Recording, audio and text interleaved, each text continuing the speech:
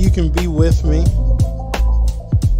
So I want to talk about the tale of two senators. Today we found out that Wisconsin Senator Tammy Baldwin is going to be running for re-election. This will be her third term. In fact, she first ran for the U.S. Senate in 2012, which is the first year that I started broadcasting, and I remember covering her run for the U.S. Senate back in 2012, and I saw some, I guess I'm going to call them some disagreements with how she was fashioning her campaign back in 2012, and some of those disagreements turned into, I guess, something much more durable. Now, of course, I support Tammy Baldwin because she's a Democrat, but there are other reasons why I do not support her, including the way a firing of a staff member was handled when that staff member was trying to do nothing more than basically help her with a particular situation about some veterans who were being overprescribed opiates at the VA hospital, which, of course, U.S. senators are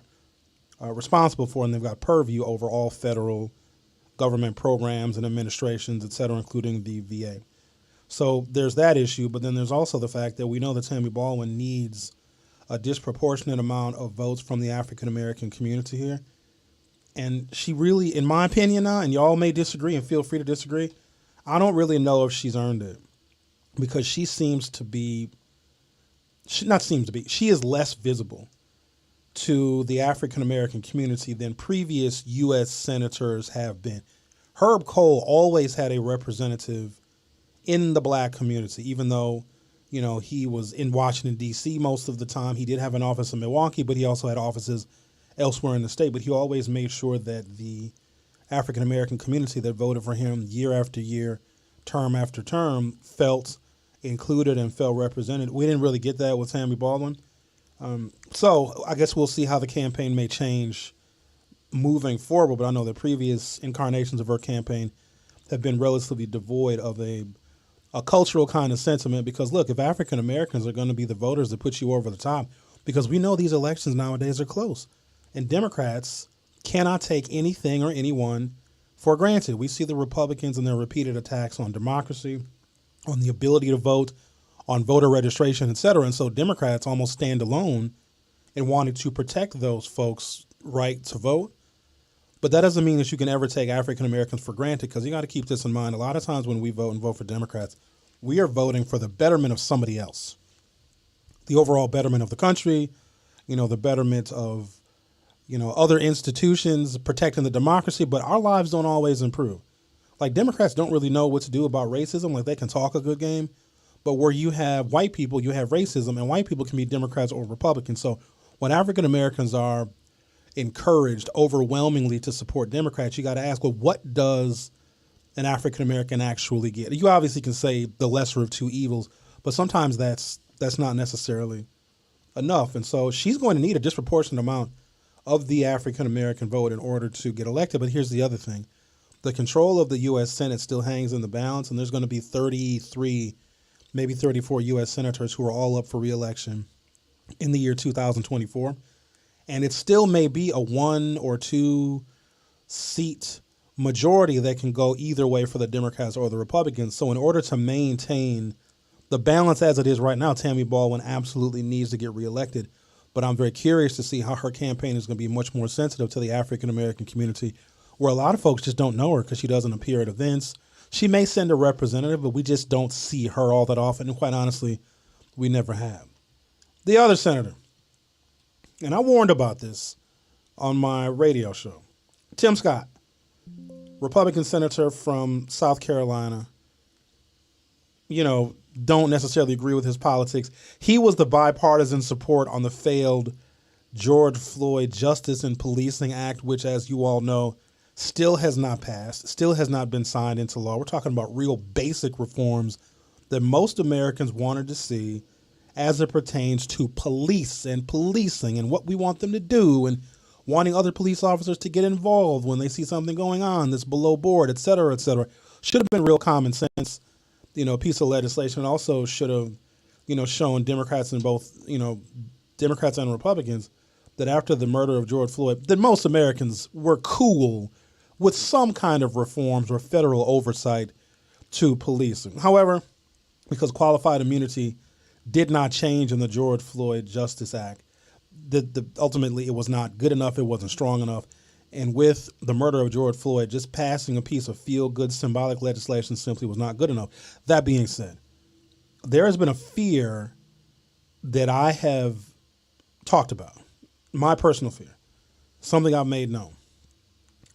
Donald Trump is running for re-election. Donald Trump is under criminal indictment. He's facing 34 felonies in New York. We're going to have to wait a couple of weeks to find out what happens with the indictment in Georgia. You know, Donald Trump, what he did in asking for 11,780 more votes, highly illegal. And so there'll likely be charges filed in that. So we don't know what's going to happen with that. I don't believe that Ron DeSantis and Donald Trump could ever make running mates. They could never be on the same ticket. Mike Pence was much more suitable, I'd say, to being on a ticket with Donald Trump because Mike Pence embraced a traditional kind of evangelical conservatism that Donald Trump did not have. And to get the evangelicals on board, Mike Pence was the ideal pick. So you got to look at how Donald Trump needs someone who is opposite of him. The political sentiments and even the resume of Mike Pence, very, very different than Donald Trump. So Donald Trump needed Mike Pence to provide that necessary balance to round out that ticket. You got Donald Trump, the strong man, the businessman, the quote unquote billionaire, which we come to find out he actually is not very much of a billionaire at all. And then you have, you know, Mike Pence's conservative sensibilities and him being evangelical and pro-life, all these other things. Tim Scott represents a very interesting dilemma.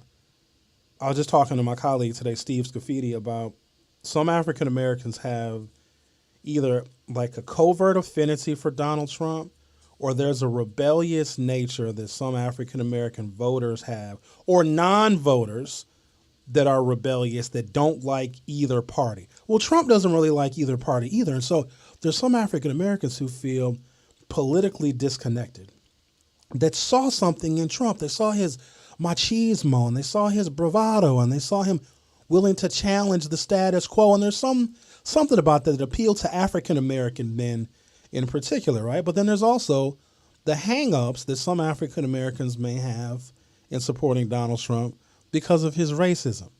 Tim Scott is running, or he's starting an exploratory committee, which is like the first step before you actually announce that you're running for president. You want to see how you do, see how much money you can raise, see how much national attention you can get, et cetera. Tim Scott likely is not going to do very well. But I'm curious to see how this Republican Party that's having a very, very hard time winning national elections, they're going to have a hard time winning gubernatorial elections in 2024, how are they going to treat Tim Scott when Tim Scott could potentially bring, maybe not a lot, okay, but a few African American folk into the Republican Party? And what if Donald Trump, to push back on those that say he's a racist, asked Tim Scott to be his running mate?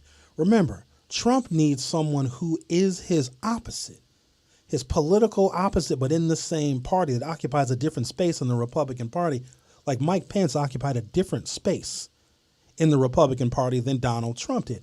Tim Scott occupies a different space too.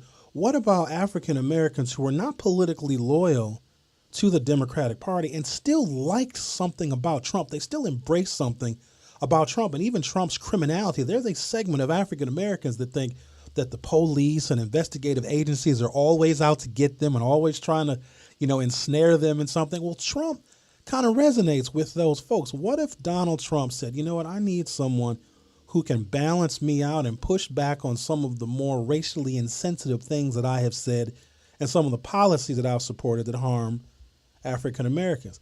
That quiets a lot of those critics. And I don't know how y'all feel about Joe Biden and Kamala Harris. Obviously, they're the lesser of two evils. But if Donald Trump and Tim Scott become a ticket, that very well could peel off just enough African Americans to where the 20,000 vote, the 10,000, 15,000 vote margins, the 11,000 vote margins in some states in which Joe Biden won by in 2020 might be enough for a Trump-Scott ticket. I suppose all that remains to be seen. Thank you, guys. Appreciate you joining me very briefly in this second broadcast in as many days of the forum, too. As always, I really appreciate you guys, and I'll see you next time.